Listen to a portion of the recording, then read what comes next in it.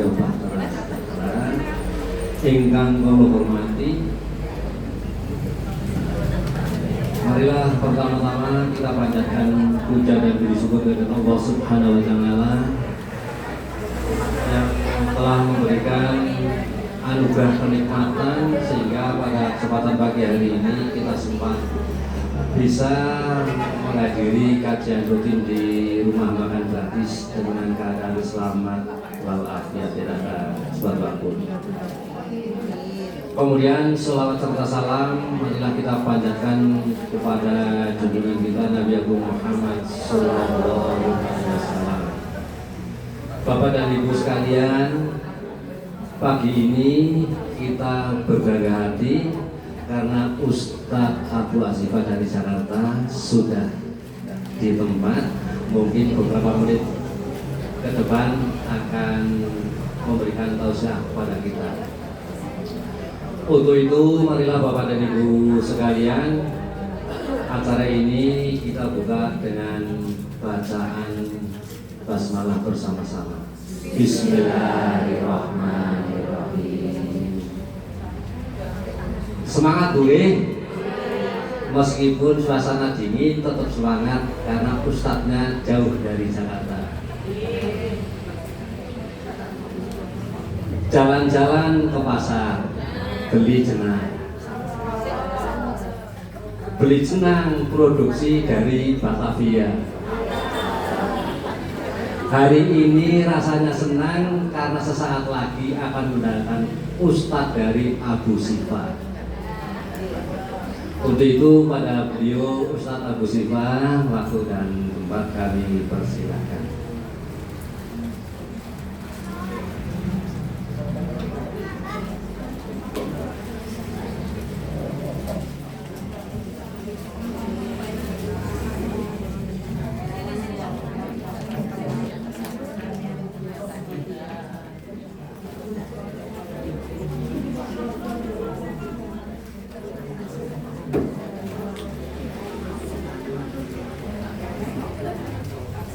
Bismillah. Suaranya sudah jelas? Ini berarti campuran usianya ya. Ada ibu-ibu, ada mbak. Berarti manggilnya gimana? Mbak ya. Baik, kita mulai. Disiapkan jiwa dan jasadnya, disiapkan catatannya. Sudah siap? Siap belum ini? Insya Allah sudah siap ya. Insya Allah ya. Sebelumnya saya senang banget bisa mampir di sini. Terakhir saya di sini, saya tidak ngeh itu tidak sadar kemarin dan belum tahu karena saya tanya alamatnya. Pokoknya nanti Ustadz ikut saja. Ada kajian di RMG rumah makan gratis. Saya nggak nyangka kalau ternyata tempatnya adalah di sini. Ternyata saya pernah ke sini tahun 2023 Ibu. 2 tahun yang lalu, dan saya pernah tidur di sini, nginep di sini, transit di sini sama Ustadz Hasim di MCI ya, Malam Center Wonosobo. Itu baru ingat saya. Ternyata saya juga pernah datang ke Wonosobo tahun 2003. Itu ngisi di Masjid At-Taqwa Binangun. Dekat dari sini ya Bu ya, dekat ya. Jauh, 4 kilo ya. Alhamdulillah. Jadi makanya saya RMG-nya ini, wah saya pernah di sini. Masya Allah ya, alhamdulillah. Baik. Bismillahirrahmanirrahim. Kita mulai, kita awali dengan salam termegah dan salam terindah dari surga. Assalamualaikum warahmatullahi wabarakatuh. Waalaikumsalam warahmatullahi wabarakatuh. Alhamdulillah hamdan katsiran thayyiban mubarakan fi mubarakan alaih kama yuhibbu rabbuna wa yarda. Asyhadu an la ilaha illallah wahdahu la syarikalah wa asyhadu anna Muhammadan abduhu wa rasuluh la nabiyya wa la rasula ba'da, amma ba'd. Alhamdulillahirabbil alamin, Allah telah memudahkan kita untuk duduk bersama di mana ini, Bu? Yang sesungguhnya ini adalah taman surga. Alhamdulillah Allah berikan kita usia atau umur, terus kita diberikan nikmat apa? Yang terbesar? Nikmat iman dan Islam. Yang dimana nikmat iman Islam ini Allah tidak berikan kepada paman beliau Sallallahu Alaihi Wasallam. Iman ini tidak diberikan kepada istrinya Nabi Nuh alaihi salam. Bayangin, seorang perempuan istri Nabi tapi tidak diberikan iman Islam. Dan juga tidak diberikan kepada ayahandanya Nabi Ibrahim alaihissalam, tapi kita diberikan nikmat iman dan Islam. Nah, tema kita pagi hari ini insya Allah yaitu menjadi wanita yang solihah. Menjadi itu artinya apa, Ibu? Menjadi, ngerti nggak arti menjadi? Kok bingung? Menjadi, apa definisi menjadi? Pengertian menjadi.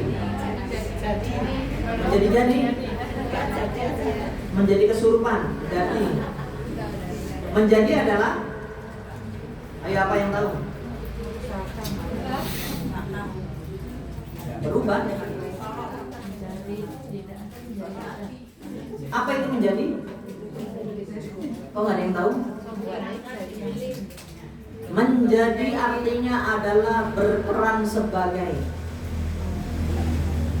Berperan itu kata kerja. Jadi kita berperan sebagai itu menjadi. Wanita, apa definisi wanita? Apa pengertian wanita? Nah, dan ibu nggak sadar nih, ibu wanita bukan. Wanita itu apa? Wanita ditoto. Wanita adalah perempuan, sama aja. Wanita adalah makhluk yang diciptakan Allah sebagai lawan dari laki-laki.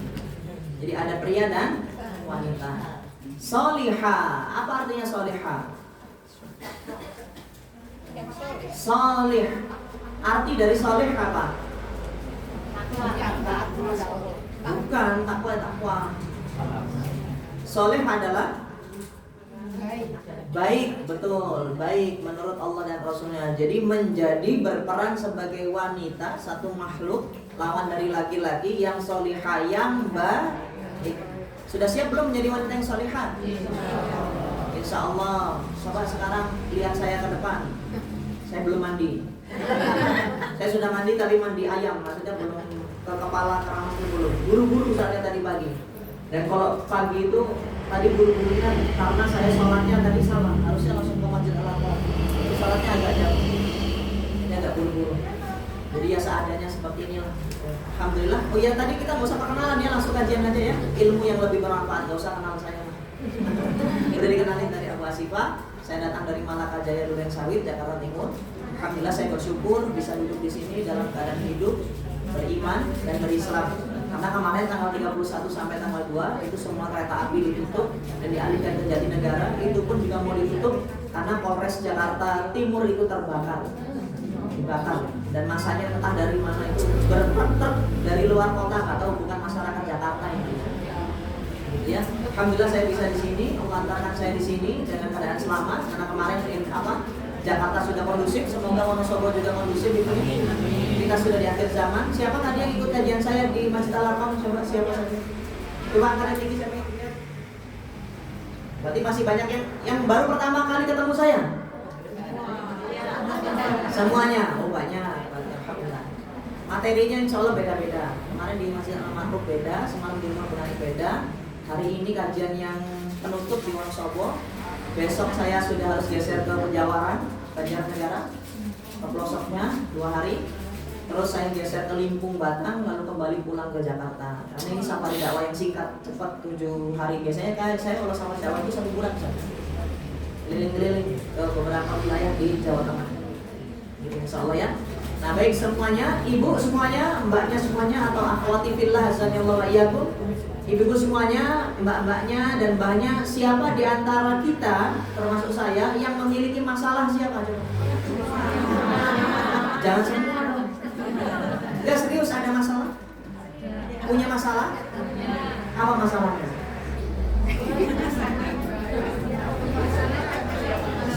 Bayar SPP anaknya.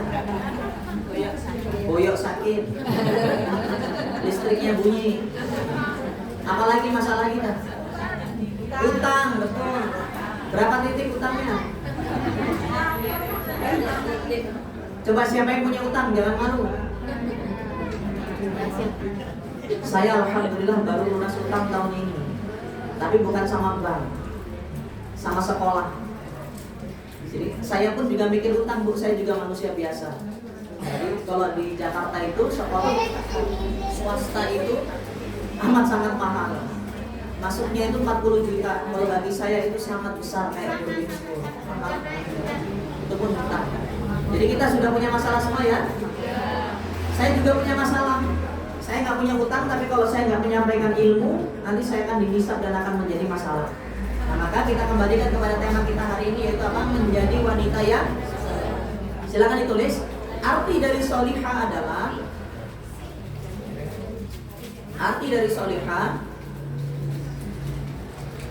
kita baik dan benar. Kenapa kok baik dan benar? Karena baik lawannya buruk, benar lawannya salah. Kita baik dan benar menurut Allah dan Rasulnya. Jadi kalau ibu-ibu semuanya baik menurut Allah dan Rasulnya, insya Allah selamat dunia dan akhirat. Mau ya semuanya ya? Masuk surga mau ya? Insya Allah. Nah semuanya tadi punya masalah. Semuanya punya masalah. Ada nggak masalah yang terbesar di antara ibu, di antara lainnya? Yang paling besar? Ada nggak yang punya masalah paling besar? Ada yang punya masalah paling besar? Coba cerita apa? Penyakit kanker? Rumahnya mau disita? Terus? Apa lagi? Coba sekarang ini, saya non sewu ya nggak apa-apa. Saya pengennya kalau kajian itu nggak monoton, nggak cuma satu arah saya ngasih materi, terus ibu cuma manggut-manggut, nulis-nulis terus pulang, nggak sekarang. Non sewu ya nggak apa-apa. Ini saya ingin menguatkan, memotivasi ibu semuanya. Ada nggak yang sekarang single parent ibu? Jangan banyak, jangan malu, itu bukan aib kok. Tapi saya tahu di tanah Jawa ini memang agak aneh, wanita single parent itu seperti aib gitu, nggak usah. Coba mana yang single parent? Gak apa-apa siapa yang berjuang sendirian. Banyak ya? Baik ibu. Gimana sih cara wanita itu bisa masuk surga? Tujuan ibu kan gak tinggal di dunia kan? Dunia ini adalah sering kita dengar, sering kita baca. Dunia ini adalah tempat untuk meninggal, bukan untuk tinggal. Maka saya akan sadarkan ibu semuanya yang ada di sini, bapak-bapaknya menyimak bahwa kita di dunia ini hanyalah sementara, akhirat selama-lamanya. Disadari betul itu. Kita akan meninggalkan dunia ini, makanya jangan galau dengan dunia ini. Lantas bagaimana dengan saya yang sudah berumur lebih dari 30 tahun tapi belum menikah? Lantas bagaimana saya yang sudah seusia segini tapi saya sudah meninggal dunia, atau saya sudah cerai hidup? Lalu bagaimana saya mencari surganya? Padahal surga wanita itu ada di mana? Ada dua. Kalau dia belum menikah, dia ada di orang tuanya. Kalau dia sudah menikah, surganya ada di mana? Di suaminya. Perhatikan baik-baik. Kalau suami saya penjudi, suami saya pezina, suami saya tukang palak, preman, tukang minta-minta, lalu bagaimana saya mendapatkan surga? Coba gimana? Atau bahasa Jawanya itu adalah swarga nunut neraka katut.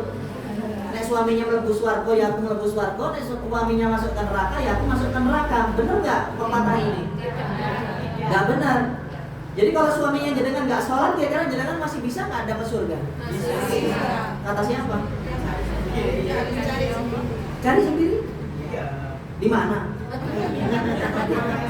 Nah, jadi ibu, jangan sampai kita tergocek atau tergiring oleh opini yang namanya surga itu gimana saya mau dapat surga, wong suami saya aja nggak sholat, nggak ngefek.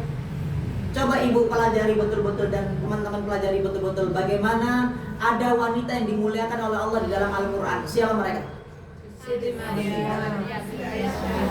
Ada 3. Sebenarnya jangan dikasih Siti bu, ini saya perbaiki ya. Indonesia itu nambah-nambahin Siti. Nama aslinya hanya Maryam, nggak ada yang namanya Siti. Nanti kalau laki-laki ditambah Sayyidina, nggak usah. Siti, Sinti dari Sinti, Nyonya, jangan. Jadi Maryam. Siapa? Maryam. Yang kedua? Asia. Yang ketiga? Fatimah. Nah ini saya ingin ingatkan karena yang namanya dakwah atau ceramah itu watawasau bil haq, watawasau bis sabr, saling mengingatkan. Kadang saya diingatkan, kadang saya mengingatkan. Jadi tidak ada yang namanya wanita itu masuk surganya karena suami. Kalau suaminya nakal gimana? Nanti saya ikut nakal enggak? Maka kita pelajari tentang dua wanita ini yang namanya Asia dan Maryam. Punya suami enggak? Maryam tidak punya. Maryam tidak punya suami. Kalau Asia punya suami enggak? Siapa suaminya? Siapa? Suami ibu seperti Fir'aun enggak? Makanya eman-eman kalau suaminya enggak seperti Fir'aun, tapi ibu enggak bisa dapat surga. Artinya yang perlu kita taati yaitu siapa? Allah dan Rasulnya, bukan suami kita. Nah makanya ini motivasi atau dorongan untuk kita, wahai ibu-ibu semuanya, bunda-bunda yang mungkin saat ini single parent, ditinggal cerai hidup atau cerai meninggal dunia, yang tenang, terus yang sabar. Kenapa? Karena surga jenengan itu tetap masih ada. Dan ada kok contoh wanita yang tidak punya suami tapi dia masuk surga. Asalkan apa? Ibu menjaga lisan, ibu menjaga kemaluan, terus apa? Menjaga sholat dan puasa Ramadannya. Cukup itu, maka Allah akan berikan kesempatan masuk surga dari pintu manapun yang ibu mau. Syaratnya apa tadi? Menjaga lisan, menjaga kemaluan, menjaga sholat dan puasa Ramadan. Tuh ciri wanita sholihah 3 saja. Ini untuk yang single parent. Kalau yang tidak single parent ditambah yang keempat, taat kepada siapa? Suami. Tapi taatnya kepada kebaikan. Karena la ta'at bil makhlukin, tidak ada ketaatan kepada manusia. Suaminya nyuruh kita untuk gade BPKB ke bank, riba, boleh atau tidak? Tidak, jangan diikuti. Suami kita nyuruh kita sepasang untuk kemana? Untuk ke Pekalongan, ke pantai Pekalongan, untuk bertemu Dewi Lan. Ya, nggak perlu. Paham ya? Ibu kita menyuruh kita, Dok, kamu kok nggak nikah-nikah? Coba datang ke uskun atau kikun, ustad dukun atau kiai dukun. Minta dimandi-mandikan, kalau nggak minta air, biar apa? Biar cepat nikah. Nggak usah diiyain. Loh itu kan orang tua saya, nanti saya menolak durhaka, tidak. Dipahami ya Bu ya? Itu Maryam. Yang kedua Asia. Suaminya begitu rusaknya, bahkan dia menjadi laki-laki yang rusak sepanjang zaman, tapi dia bisa masuk surga. Makanya jenengan eman-eman suaminya nggak kayak Fir'aun, tapi jenengan nggak bisa masuk surga. Yang terakhir siapa? Ibunda Fatimah. Apa yang kita bisa ambil dari Ibunda Fatimah? Suaminya miskin. Suaminya sangat-sangat miskin. Siapa namanya? Ali bin Abi Thalib. Nah, sekarang jangan kalau suaminya nggak beliin kuota, nggak beliin baju baru saat lebaran gimana? Gitu mau jadi wanita sholihah. Tahun 2023 waktu itu ramainya hijau sage. 2024 kemarin apa? Glitter apa yang sekilat-sekilat ya. 2025 kemarinnya apa ini? Simmer apa? Nah itu ya. Jadi belajarlah dari Ibunda Fatimah radhiyallahu anha bahwa suami yang miskin itu bisa mengantarkan kita kepada surganya Allah. Bahkan yang Allah akan memudahkan orang yang sedikit hisabnya. Bu, hidup kita itu seperti berada di supermarket. Semakin banyak jenengan mengambil barang di supermarket, maka semakin lama jenengan akan tertahan di meja kasir. Totalan dihitung. Makanya jangan tertipu, jangan seperti menjadi wanita yang tidak sholihah. Wanita yang tidak sholihah sukanya glamor, suka tabaruj. Apa tabaruj? Berhias itu boleh, tapi jangan yang berlebihan. Pakai bedak boleh, pakai lipstik boleh, tapi lipstiknya jangan pakai 2 warna, atas ungu, bawah pink, warna-warni. Nanti ini bulu matanya 5 cm biar bisa gara-gara kayak Hotman itu. Nah itu jangan ya, jangan terlalu berlebihan. Cukup yang penting kelihatan memper lah, pantes gitu ya. Gak usah terlalu wah gitu, gak usah. Pakai tasnya juga yang biasa, gak usah terlalu ini. Apalagi kalau ngaji, tolong ya, namanya kaum muslimin, namanya manusia, terutama wanita berpikir dengan perasaan. Tolong dijaga perasaan temannya. Kalau ngaji, tolong emas-emasannya itu disimpan. Saya emas palsu, Ustaz, tetap aja. Cincin, gelang. Kalau ngambil jajan, Mbak, jajan nih Mbak. Jajan taruh ke diri ini Mbak. Tangannya gerjing-gerjing ya, jangan. Biasanya kalau mau lebaran itu yang rame apa? Toko apa? Emas, ngapain? Beli emas. Biar kalau salaman itu walaupun sama wanita harusnya kan berjabat tangan, itu enggak gitu. Biar gencing gitu ya. Jangan, seperti ini bukanlah wanita yang solihah. Sering pamer, flexing, nanti rumahnya dijarah loh, hati-hati. Hati-hati rumahnya dijarah, sering flexing. Nah itu ya, menjadi wanita solihah tidak harus dengan apa-apa harus update atau up to date. Nah, kasihan suami kita kalau suaminya tidak mampu. Udah kita belajar menjadi wanita yang qanaah. Apa qanaah? Merasa cukup. Ya udahlah, HP-nya ini cukup. Ini HP-nya retak kayak gini nggak apa-apa. Kameranya agak kurang pecah-pecah nggak apa-apa. Motornya sering mogok nggak apa-apa. Itu adalah wanita yang solehah. Jangan dikit-dikit tuntut terus. Pak, ya itu saudara kita udah beli NMAX loh, beli PCX loh. Ntar Pak, tetangga kita yang beli kulkas 2 pintu tapi istri kita yang kedinginan. Ini yang bahaya ya. Nah gitu ya. Jadi menjadi wanita yang solihah itu tadi syaratnya gimana menjadi wanita yang solihah? Ada 4 tadi. Yang pertama apa tadi? Menjaga lisan. Secara dalilnya memang yang pertama adalah menjaga lisan. Kedua menjaga kemaluan. Sholat dan puasa Ramadan. Keempat taat kepada atau baik kepada suaminya. Kalau sudah nggak ada suaminya harus apa? Harus baik kepada suami orang? Enggak. Enggak, boleh. Tapi harus dengan apa? Taat kepada Allah dan Rasulnya. Jaga diri baik-baik. Terus apa ibu dan bapak? Menutup aurat dengan yang baik dan benar. Nanti mulai pelan-pelan kita ubah. Ini bukan karena aliran-aliran, enggak. Saya nggak punya aliran ibu dan bapak. Saya adalah alirannya nasional. Saya nasionalis spiritualis. Saya bisa masuk di Muhammadiyah, NU Salafi, saya bisa. Karena saya memang nasional. Saya milik nasional, saya berada di TV nasional. Jadi saya akan menjelaskan semua ilmu yang ada dari Allah dan Rasulnya saya sampaikan. Bukan menurut saya, bukan menurut kiai saya, bukan menurut ormas saya. Jadi ibu sekarang mulai dari sekarang minimal diwajibkan pakai hijab atau jilbab. Nah sudah pakai jilbab semuanya ya. Jangan pas ngaji doang, tapi pas beli cabai di depan rumah nggak pakai jilbab balik. Tapi saya udah tua Pak Ustaz. Ya kalau bisa pakai hijab, kalau enggak ya sudah dimaklumi biasanya kalau tua ya. Tapi ya nggak apa-apa, lebih baik tetap pakai hijab. Terus hijabnya seperti apa? Al-Ahzab 59 yang menutup dada. Jangan yang cuma disawirin kayak gini doang tuh. Diikat ke sini, diikat ke sini, diikat ke sini, di sini. Nanti jadi kayak pocong kan ya. Jadi yang menutup dada. Terus diperhatikan ibu, nanti ada kesalahan-kesalahan bentar lagi Ramadan lagi nih, 164 hari lagi. Nanti dipelajari kalau misalnya lagi apa? Lagi lebaran, salamannya diperhatikan, mana mahramnya. Kalau sama orang lain, sama suaminya orang lain jangan disentuh. Sama Pak Lurah, mentang-mentang Pak Lurah. Ya, jadi dengan ya cukup dengan apa jaga jarak saja, jangan sampai disentuhkan seperti itu gampang lah. Itu menjadi wanita yang solihah. Ingat, solihah tadi dikatakan soleh yaitu baik menurut Allah dan Rasulnya, bukan baik menurut manusia ya. Nah, syaratnya apa? 4 tadi. Apa tadi?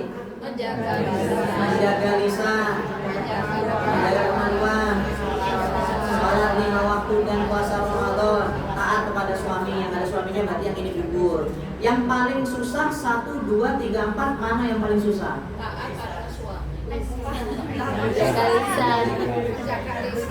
Yang paling susah adalah dari yang kedua. Rasulullah SAW katakan banyaknya wanita masuk neraka itu karena 2 hal. Yang pertama al-lisan dan kedua adalah kufur terhadap suami. Berarti lisan adalah musuh terbesar bagi wanita.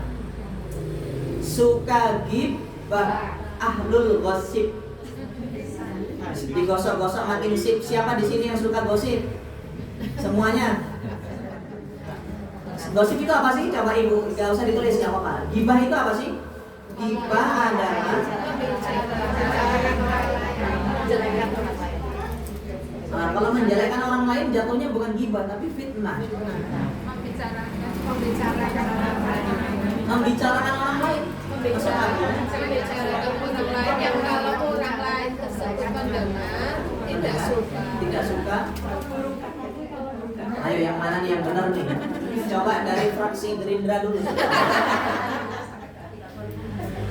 Ghibah adalah membicarakan hal-hal yang ada pada manusia yang kalau orang itu mendengar dia tidak suka. Jadi nggak usah lah ngomongin orang kayak nggak ada yang lain aja. Bu, aku tadi ngaji di RMB kan, yang ustadznya dari Jakarta Abu Asifah Beju itu, ibu di depan bui kayaknya orang ngatus. Beju ngaku kelek itu. Sopo yang mau yang ngaku. Hijabnya apa warnanya? Biru. Oh bukan biru. Terus apa? Kalau enggak apa? Itu yang apa brosnya itu kayak tempe gawat kan itu. Bahasanya orang Jawa Timur itu gawat. Enggak usah ngomongin seperti itu. Enggak usah banyak komen. Ya udah, sekarang habis ngaji sama Bu Asifah, nanti pulang tidak boleh ghibah. Iya, aku udah nggak ghibah Pak Ustadz. Habis itu seminggu kemudian telepon tuh. Bu Dewi mampir ke rumah, aku masak nih, ada banyak masakan, kita makan gorengan juga. Datang ke Bu Dewi, Bu, alhamdulillah ya kemarin 2 minggu yang lalu ada basifanya, kita nggak boleh ghibah. Oh ya Mbak, nggak ghibah kita. Ini aman kita ya, aman. Terus apa? Ini Bu Sri sama Bu Dewi. Tiba-tiba Bu Dewi bilang, kita nggak boleh ghibah ya Bu. Iya, terima kasih ya diundang. Bu Dewi, Ibu Sri tanya nih, pernah lihat Bu Rizky nggak? Bu Rizky?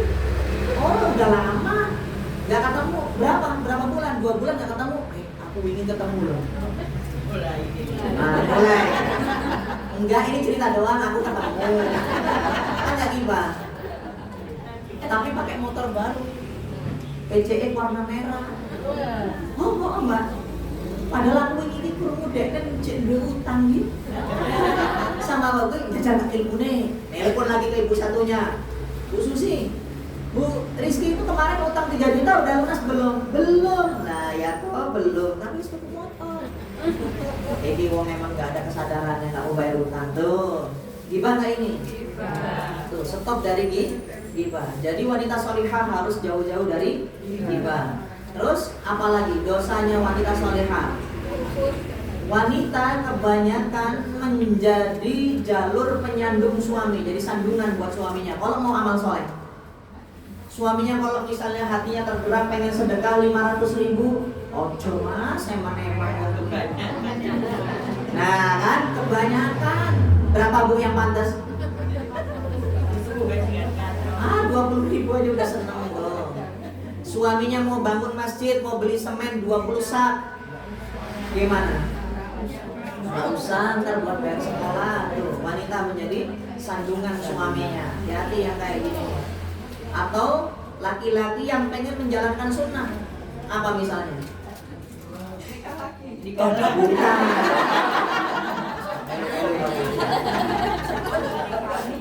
Nanti saya nggak diundang lagi. Saya pro ibu-ibu. Bu, saya itu kalau di kuliah agama itu kita belajar yang namanya matlul dalil. Matlul itu adalah belajar objek dalil. Jadi dalil ini untuk apa? Saya kasih contoh ya. Ini rekam aja nggak masalah. Dan juga silakan cek biar jadi bahan pelajaran buat asatidz dan asatidz yang lainnya. Muncul kan kemarin tema bagaimana kita dilarang memberikan hadiah kepada guru. Boleh nggak itu? Coba datangkan dalilnya. Itu tidak akan pernah ada dalilnya dilarang memberikan hadiah kepada guru. Makanya belajar dalilnya seperti apa, ditarjemkan dan juga tafsirnya apa. Maka tafsirnya adalah kita tidak boleh memberikan hadiah kepada pejabat negara.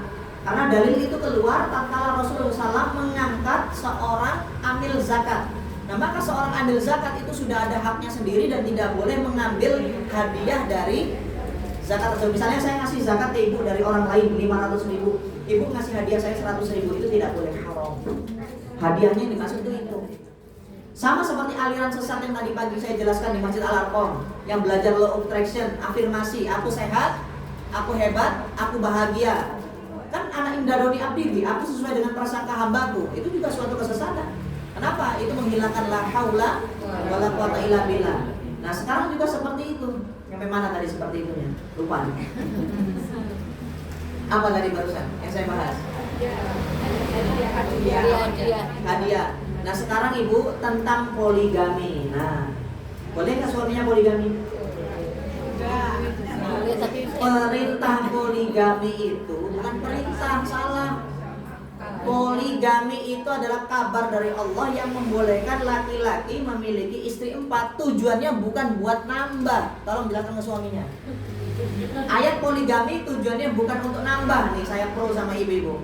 Tapi ayat untuk membatasi. Karena laki-laki di zaman jahiliyah memiliki istri lebih dari 100.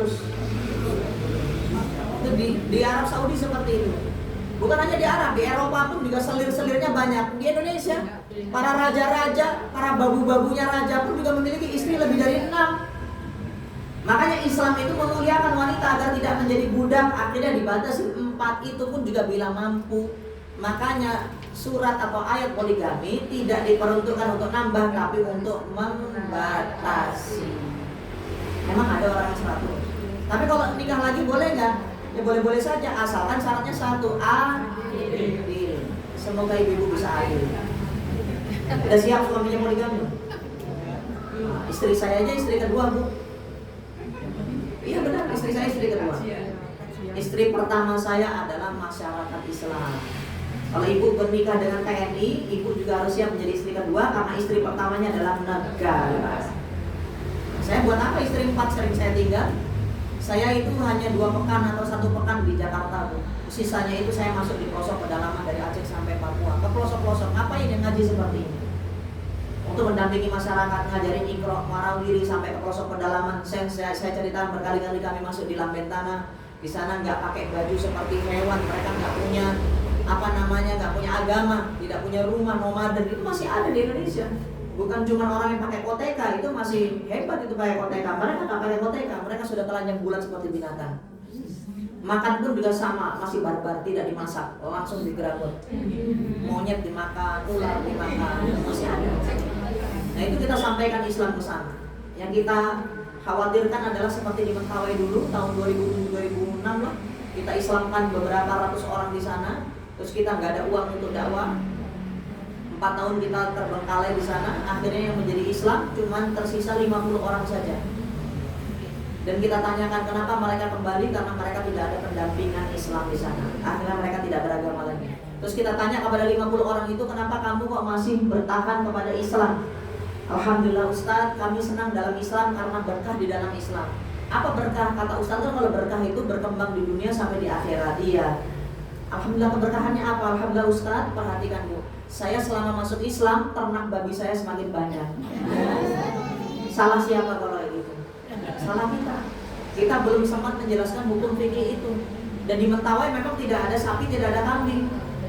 Kalau saya bilang dengan keras, Bu, nggak boleh, Pak, nggak boleh, wah bisa ditombak kita. Maka caranya gimana? Ya, kita cari kekuatan.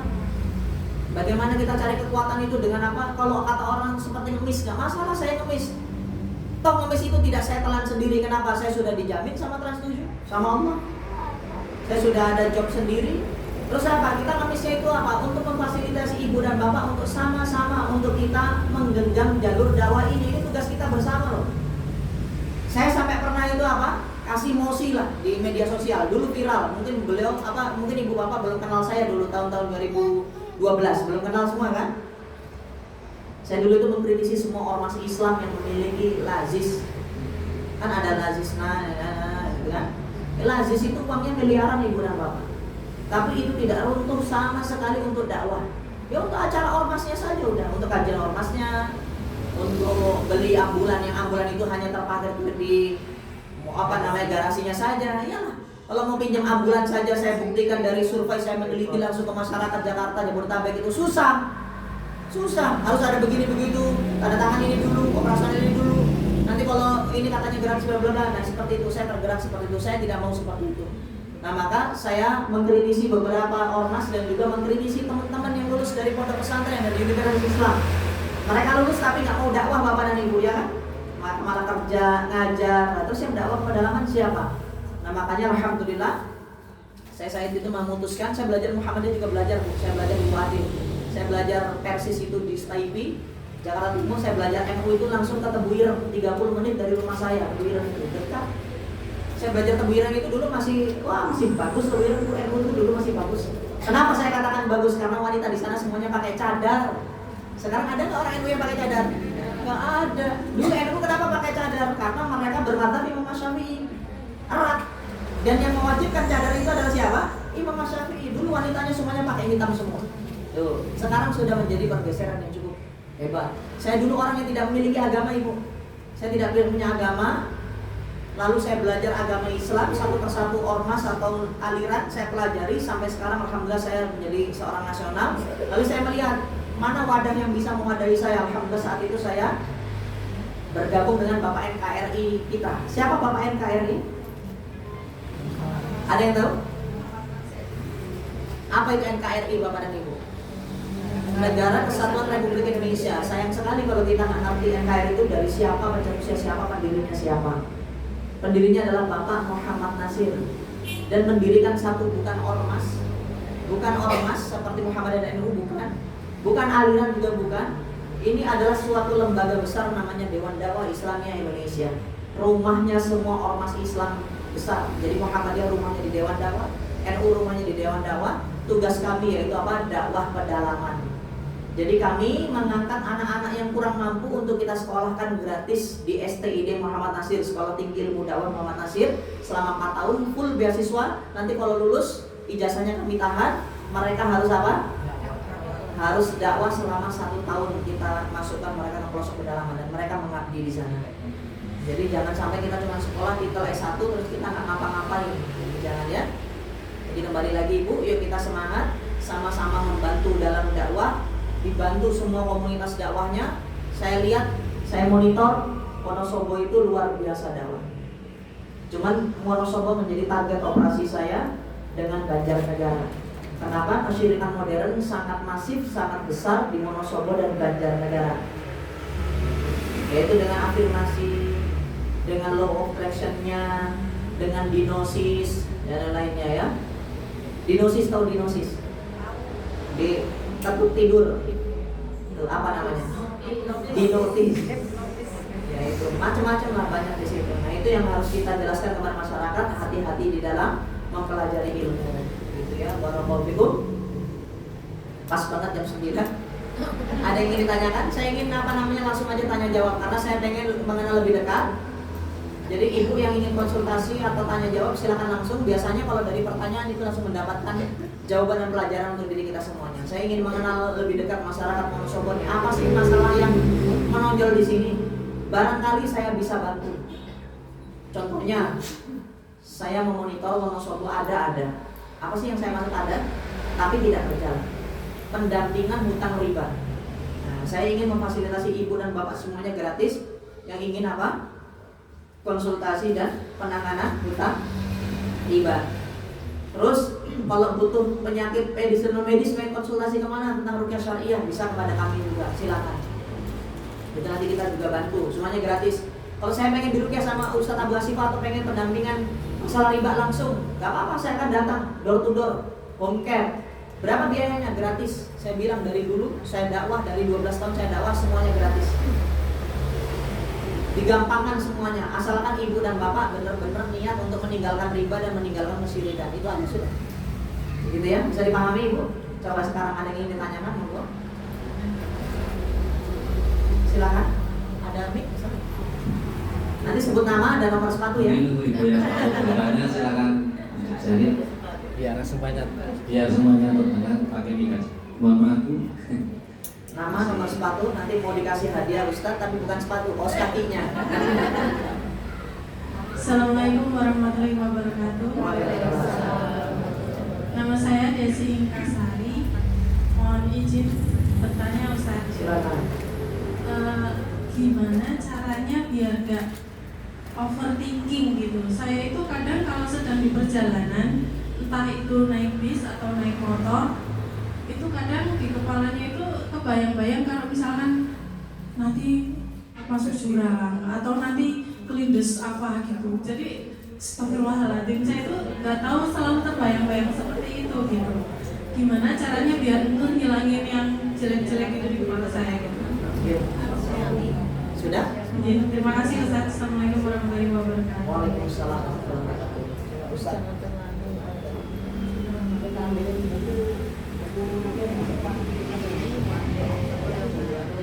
Nanti ada hadiah di sini saya kasih. Baik overthinking, sama seperti orang yang memiliki gejala anxiety. Tahu anxiety? Kecemasan berlebih, takut mati, kadang duduk tiba-tiba takut ini adalah detik-detik akhir saya. Ini semua disebut sebagai gangguan psikologi. Psikologi itu adalah kejiwaan. Ini bahasa ini ya, halus ya. Kadang di Jakarta tuh marah-marah orang disebut gangguan jiwa. Gangguan jiwa itu bukan gila, bukan. Ibu apa ya? Mau telepon suaminya atau temennya, ternyata kuota habis. Lalu aduh kok habis ya, aku lupa ngisi. Nah, itu juga sudah gangguan kejiwaan, Bu.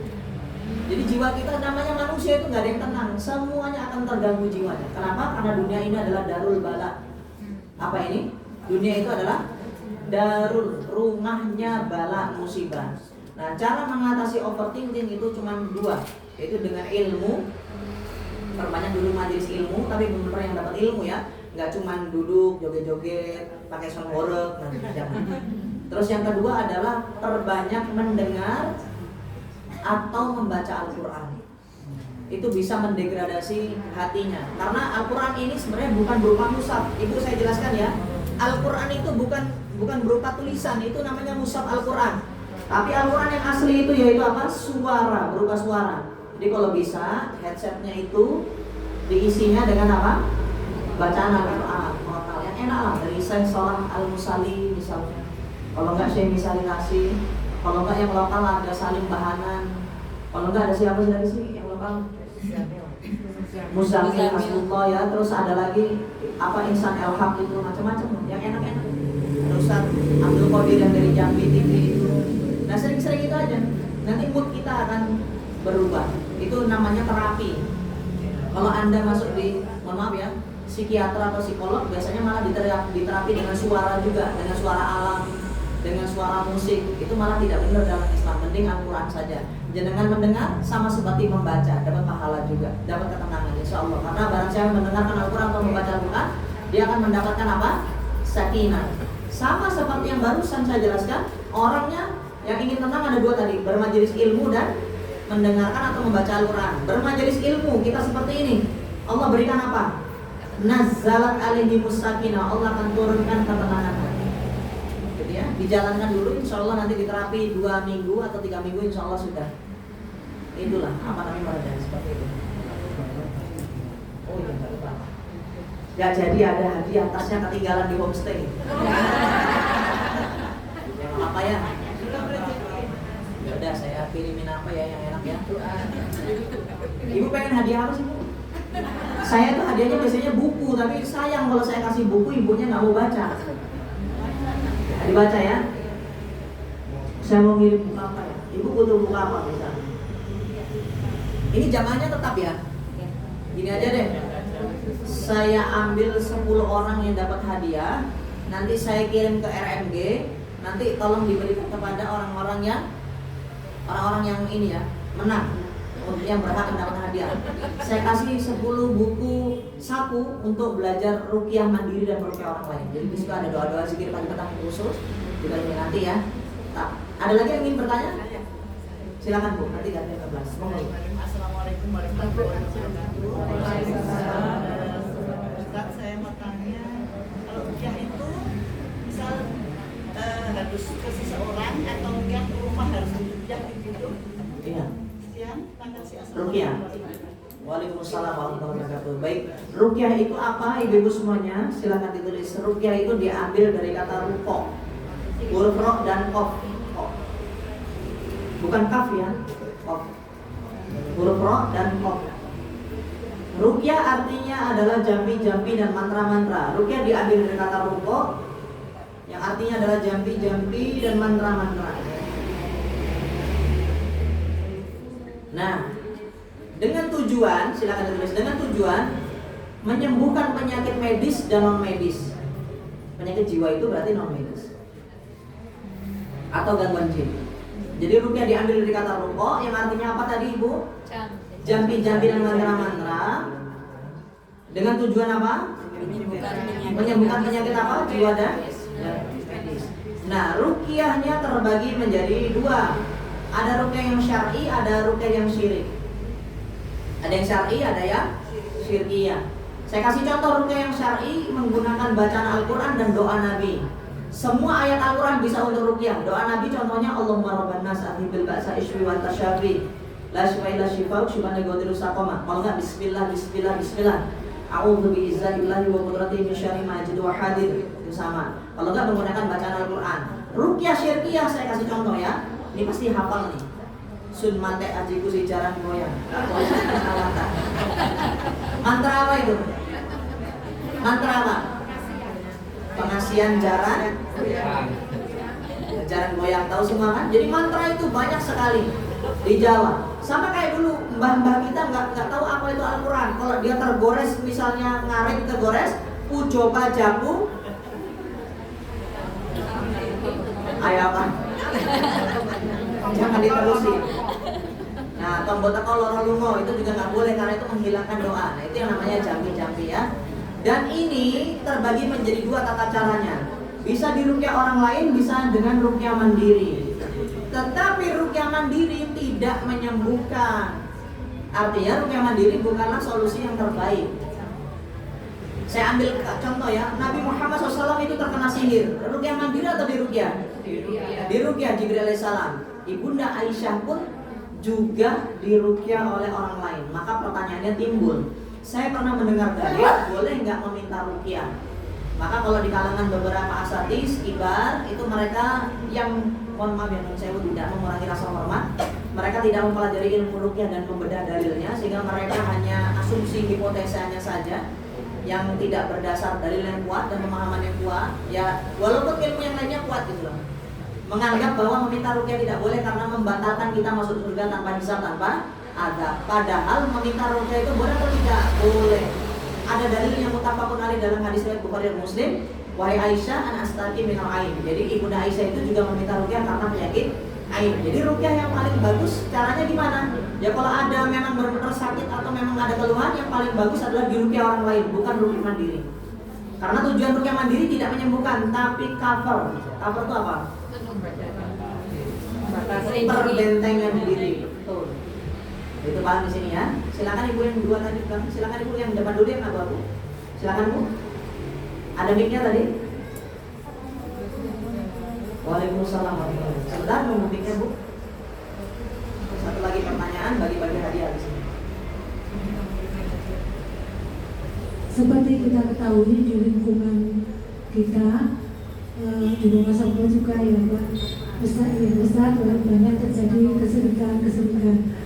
Lalu di kampung-kampung atau bahkan di desa-desa, karena saya juga bertempat tinggal di kota, tapi banyak tetangga yang dari desa. Nah itu di kota pun kan ada ya orang-orang yang melakukan seperti keseringan kecil, misalnya ada kupu masuk rumah, tangan kedutan, lalu ada cicak. Nah ini seandainya kita melihat hal itu atau mengetahui bagaimana cara kita mengingatkannya supaya tidak tersinggung dan supaya meluruskan, karena katanya kalau ada orang yang berbuat dosa kita diam saja, kita kan berdosa. Begitu Ustaz, pertanyaan dari kami. Wassalamualaikum warahmatullahi wabarakatuh. Waalaikumsalam warahmatullahi wabarakatuh. Mic-nya diberikan di belakangnya bu, yang dijauh apa ya? Jadi jawab. Tapi nanti dulu bu, tahan dulu, saya jawab dulu ya bu. Saya jawab. Baik, pertanyaan ibu tadi, kalau tetangga kita ada yang melakukan kesyirikan, bagaimana cara mengingatkannya? Karena ada dalil kalau kita melihat keburukan, kita juga harus apa? Mengingatkan. Nah inilah yang tujuannya belajar matlul dalil. Jadi jangan sampai satu dalil itu mentah-mentahan kita telan begitu saja, tapi dikomparasi, diperbandingkan dengan dalil yang lainnya. Nah maka ingatkanlah dengan cara tiga, dengan perbuatan. Tapi kalau ibu sendiri bingung bahasanya gimana, takut tersinggung atau takut diserang sama dia atau dia marah-marah, maka dengan apa? Kalau lisan nggak bisa, dengan tangan dulu, perbuatan dulu nggak bisa, dengan lisan pelan-pelan nggak bisa, yang ketiga dengan doa. Ibu terlepas dari dosa itu, gitu ya bu ya. Karena memang agak sulit ngeyel, jadi kalau enggak doakan dulu, kalau enggak diajak ngaji seperti ini pas kalau ada kajian tauhid, insya Allah. Jadi ibu ya, silakan ibu. Bismillahirrahmanirrahim. Assalamualaikum warahmatullahi wabarakatuh. Nama saya Wardiatun. Yang ingin saya tanyakan, kalaulah tadi Mbak Ibu overthinking, Kalau saya itu positive thinking dan negative thinking. Bagaimana agar kita itu selalu positive thinking? Padahal perempuan itu lisannya memang sulit dijaga. Apalagi kalau sudah berkumpul dengan teman-teman, ngerumpi, ribah, enaknya bukan kebalan. Nah, bagaimana caranya kita agar supaya membatasi? Kalau babar beras nggak bisa, Ustaz. Kalau kita nggak oke babar beras, nah itu kendala kita sebagai seorang perempuan itu memang sulit sekali untuk menjaga lisan. Bagaimana caranya? Kiat-kiat apa atau triknya bagaimana agar supaya kita itu tidak terlalu gibah, banyak gibah dan negative thinking pada seseorang. Terima kasih. Assalamualaikum warahmatullahi wabarakatuh. Boleh diestafetkan lagi mic-nya ke depan. Nah, diestafetkan dulu karena waktunya sudah mepet. Assalamualaikum warahmatullahi wabarakatuh. Nanti dulu Bu, mic-nya ke depan lagi, ke depan dulu. Ibu mau bertanya? Oh nanti ya Bu, saya jawab dulu ya. Nanti habis Ibu diselesaikan dulu ya. Jadi caranya yang pertama, mandi pagi, pakai sepatu, jogging. Enggak Bu, enggak. Jadi gampang Bu. Wanita itu sama seperti laki-laki. Kalau kita tidak dididik dengan ilmu itu dari dua ya Bu, dari ucapan dan bacaan, yang dua-duanya dari manusia. Dan manusia siapa yang harus kita ikuti? Yang Nabi Muhammad SAW. Atau kita ambil dari Al-Quran dan As-Sunnah. Nah maka kita akan menjadi orang yang tidak sadar. Nah maka cara membatasi diri kita agar tidak ghibah dan perbuatan melenceng dari wanita, coba dilihat bagaimana di dalam kitab Tabiatul Mar'ah atau tabiat seorang wanita ya. Termasuk di situ ada larangan wanita dilarang sering-sering bersosial atau berkumpul Bu dalam Islam. Emang seperti itu. Kecuali kalau dalam majelis. Pulang majelis, makan-makan, sehelo sebentar, cepat-cepat pulang. Nongkrong agak lama, pasti setannya ikut nimbrung. Jadi wanita itu memang tidak diperkenankan dalam Islam ya, bukan saya ya. Saya juga hanya menyampaikan, dilakoni monggo, kalau nggak dilakuin juga nggak masalah. Bukan kesalahan saya kan, saya yang penting sudah menyampaikan wanita dilarang untuk sering-sering bersosial karena pasti lisannya banyak salah. Nah, lebih baik di mana? Di rumah. Makanya ada dua dalil kan, wanita sebaik-baiknya di rumah. Yang kedua dilarang untuk perbanyak untuk bersosial. Makanya sebaik-baiknya tempat wanita adalah, bahkan sholat dia boleh di masjid, tapi sebaik-baiknya tempat sholat wanita adalah di rumah. Kenapa? Takutnya habis sholat disalamin tetangga sholatnya, sampingnya ngobrol gibah lagi. Eman-eman pahala kita loh. Silakan Ibu. Assalamualaikum warahmatullahi wabarakatuh. Waalaikumsalam. Nama saya dari Ibu. Saya ingin bertanya Ustaz, Monggo. bagaimana hukumnya mengucapkan ulang tahun pada teman-teman, misalnya di grup kan juga banyak ini hari ini si A misalnya ulang tahun, itu banyak sekali yang mengucapkan. Nah, mau tanya gimana hukumnya? Saja, terima kasih. Wassalamualaikum warahmatullahi wabarakatuh. Baik, mic-nya ke depan dulu. Ini saya sebenarnya bisa, insya Allah saya yakin lah, insya Allah. Semoga Allah mudahkan ya Bu. Saya yakin kalau saya jelaskan secara lengkap, Ibu akan langsung pro sama saya. Bukan hanya Ibu, semua orang yang cinta dengan ulang tahun pasti pasti suka dengan penjelasan saya dan pasti ngikut saya. Kenapa? Karena kadang orang menyangkal karena dia tidak tahu ilmunya.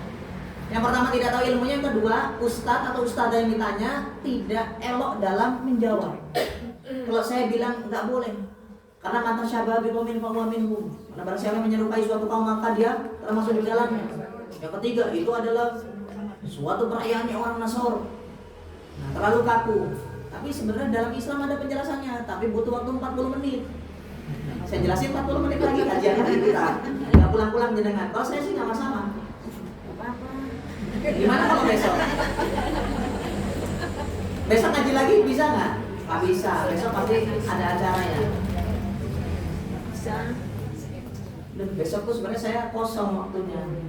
Kalau misalnya mau ada ngaji, nama ilmunya Bu, nama ilmunya adalah Hadharah dan Madaniyah. Jadi kalau orang efeknya nggak ngerti Hadharah dan Madaniyah, dia bilang apa? Ah katanya Islam. Tapi kalau pakai Facebook, katanya Islam. Oh pakai laptop, Katanya Islam kok pakai HP, itu kan buatannya orang kafir. Itu adalah bentuk dari kita nggak ngerti hadharah dan madaniyah. Saya gampangkan ya Bu ya, hadharah itu adalah keyakinan atau akidah atau ideologi. Itu adalah hadharah. Hadharah terbagi menjadi dua. Ada hadharah khusus, ada hadharah umum. Hadharah khusus, ada hadharah umum. Jadi itu dari Islam atau dari orang kafir. Madaniyah itu apa? Madaniyah itu adalah bentuk benda atau ciptaan manusia, baik benda atau teknologi. Ini sifatnya juga ada khusus, ada umum. Kalau hadharah tadi dari Islam dan dari kafir, kalau benda dari khusus, dari umum. Pertanyaan saya sekarang, saya pakai apa ini? Orang kalau ngeliat peci, gambarannya apa di pikiran mereka? Orang Islam. Maka ini disebut sebagai madaniyah khusus, benda khusus. Kenapa disebut benda khusus? Karena terikat dengan hadharah. Hadharahnya muslim atau kafir? Muslim, tuh gitu gampang ya. Udah nggak usah 45 menit deh, saya jelaskan langsung intinya. Bisa kan? Luar biasa, saya tarik ulurnya. Sekarang saya tanya kalau saya pakai kalung bentuknya seperti ini, panjang di bawah, ini kan benda. Berarti ini madaniyah umum apa madaniyah khusus? Khusus.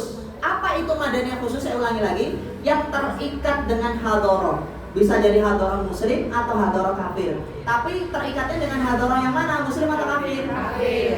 Jam tangan, boleh nggak saya pakai? Boleh. Kenapa? Karena dia tidak terikat dengan hadharah muslim atau hadharah kafir. Maka dia adalah madaniyah am atau madaniyah umum.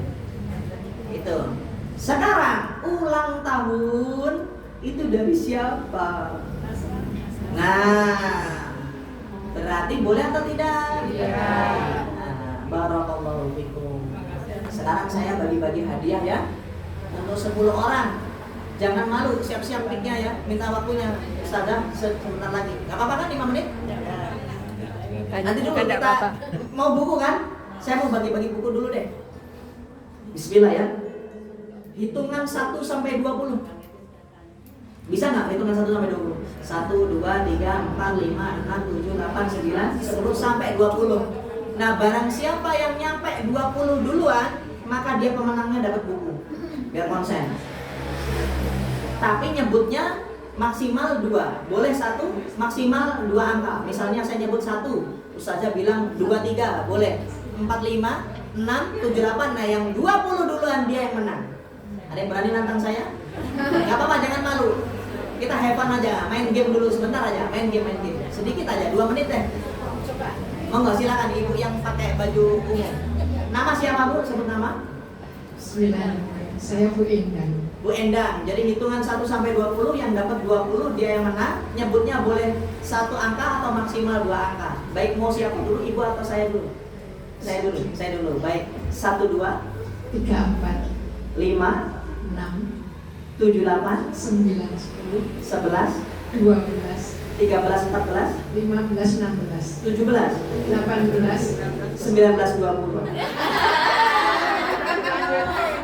Pelan-pelan. Silakan ibu penantang selanjutnya. Mau ibu dulu apa saya dulu? Ustaz dulu. 1, 2, 3, 4, 5, 6, 7, 8, 9, 10, 11, 12, 13, 14, 15, 16, 17, 18, 19, 20. Boleh 2, maksimal 2. Silakan. Mau ibu atau saya dulu? Bukunya masih banyak loh. Ustaz dulu. 1, 2, 3, 4, 5, 6, 7, 8, 9, 10, 11, 12, 13, 14, 15, 16, 17, 18, 19, 20.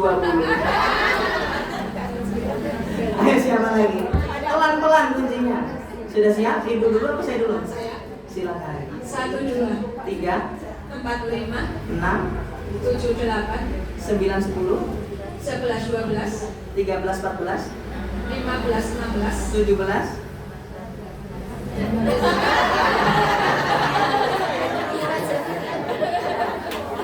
Silakan.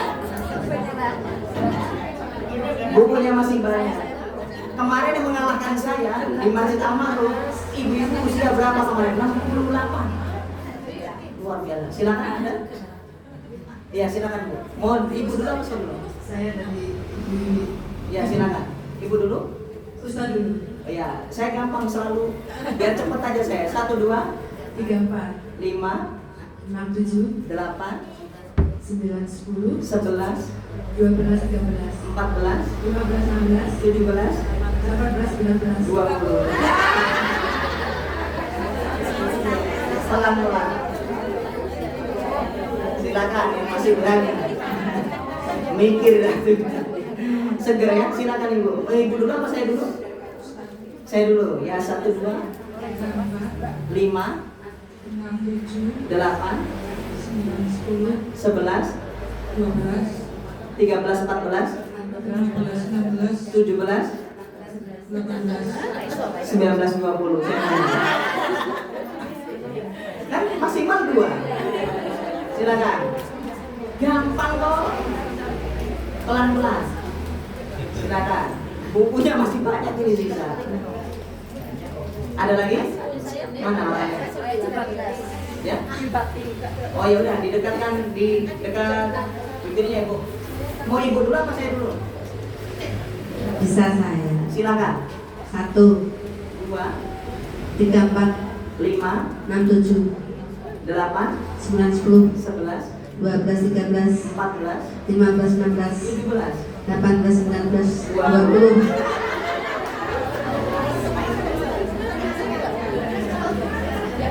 Ayo dipikirkan gimana cara mengalahkannya. Silakan, penantang baru nih, lebih mudah nih, biasanya lebih smart.